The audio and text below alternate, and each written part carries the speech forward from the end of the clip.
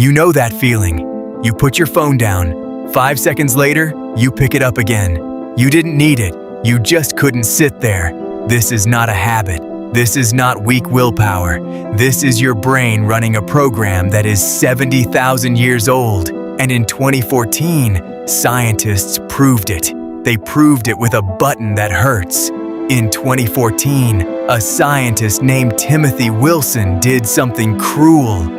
He put people in a room. No phone, no book, no music, no window to look out of, just a chair and a button. The button gave you a small electric shock, not dangerous, just unpleasant, like a sharp zap on your finger. The scientists showed the button to each person. They let them feel it once. Then they said, "Sit here. Think about whatever you want. Do not fall asleep. Just sit with your thoughts." For 15 minutes. Most people could not do it. 67% of men pressed the button, at least once. 25% of women did the same. Some people pressed it over and over. One man pressed it 190 times. He sat there, alone, with his own mind, and he chose pain 190 times. Think about that. He knew the shock hurt. He had felt it. He had nothing else to do. No one was watching. No task to complete. Just sit and think. And he chose to hurt himself again and again rather than sit still. Why? Your brain has a part called the default mode network. Scientists did not know about this until recently. It is the part that turns on when you stop doing things, when you stop working, stop scrolling, stop talking, stop running. This part of your brain starts wandering. It thinks about yesterday. It worries about tomorrow. It remembers that stupid thing you said 5 years ago. It imagines terrible things that might never happen. For most people, this is not peaceful. This is torture. Your brain is not built for peace. It is built for survival. 2 million years ago, a human who sat still too long got eaten.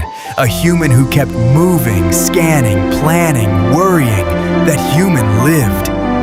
Your brain learned to reward action with good feelings and to punish stillness with bad feelings. Boredom is not empty. Boredom is a warning signal. Your body is screaming, "Move, do something, or you will die." There are no lions anymore, but your brain does not know that. Now here is where it gets worse. Your phone is a boredom-killing machine. Every notification is a tiny reward. Every scroll is a tiny action. Your brain never has to feel that warning signal. It never has to sit in the discomfort. But here is the trap. The more you kill boredom, the stronger boredom becomes. It is like a muscle you never use. It gets weaker, but the signal gets louder. You need more and more distraction to feel okay. 5 minutes of quiet feels like an hour. An hour feels like a day. The study found something else. People who meditated regularly could sit still longer. They had trained that muscle. But most people in the study were not meditators. They were normal people, like you, like me. And normal people would rather hurt themselves than be alone with their own thoughts. The scientists tried something. They let people do the same thing at home. Sit still, think. No phone, no music, just 15 minutes. The results were worse. People cheated. They said they would not use their phones. They used them anyway. They turned on music. They opened laptops. They could not sit still, even at home, even with no scientist watching. The discomfort was so strong that they broke the rules. A small thing. This is not about being lazy. This is about a fundamental fear.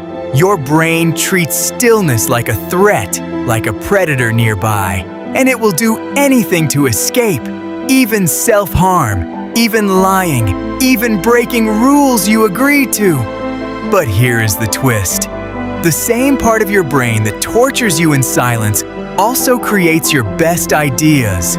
Your default mode network does not just worry, it connects things. It solves problems you didn't know you were working on. It consolidates memories. It builds your sense of who you are. Your best ideas do not come in meetings. They come in the shower, on a walk, in that half second before sleep. These are the only times your brain is not drowning in input. The only times it can actually think. Every app is designed to prevent this. Infinite scroll, autoplay, notification badges, red dots. They are not helping you. They are exploiting you. They are feeding your brain's ancient fear of stillness. The same fear that once kept you alive now keeps you addicted. And the solution is not willpower. You cannot fight 70,000 years with guilt. The solution is training. Start with 5 minutes. Sit in a chair. No phone, no music, no task. Just sit. Your brain will panic. It will scream at you. It will invent urgent things you need to do. Let it scream. Let it panic. Do not move. After a few minutes, something shifts. The screaming gets quieter. The thoughts slow down. You start to notice things you never noticed. A sound outside, the feeling of your breath, a memory you forgot. The panic was a door, and on the other side is not emptiness. It is everything your busy mind has been running from. The people in that study were not broken. They were not weak. They were normal. They were running the same program you run every day.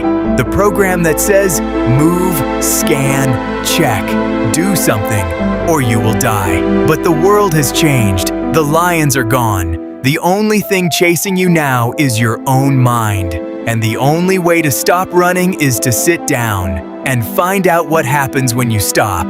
This channel is about pulling back the curtain on the software running inside your head. Every video is a new question you never thought to ask, and an answer that will change how you see everything. If you made it this far, your brain is already hungry for the next one. So here is what happens next. Hit subscribe. Not because I asked, because your brain is already wired to want more. Turn on notifications. The next video drops in 48 hours, and it is about the one thing every human does that no animal can explain. And if you think this video changed how you see your own thoughts, share it with someone who still thinks they are in control. Because the most terrifying thing you can learn is not that your brain is broken, it is that you were never the one driving. See you in the next one. The program continues.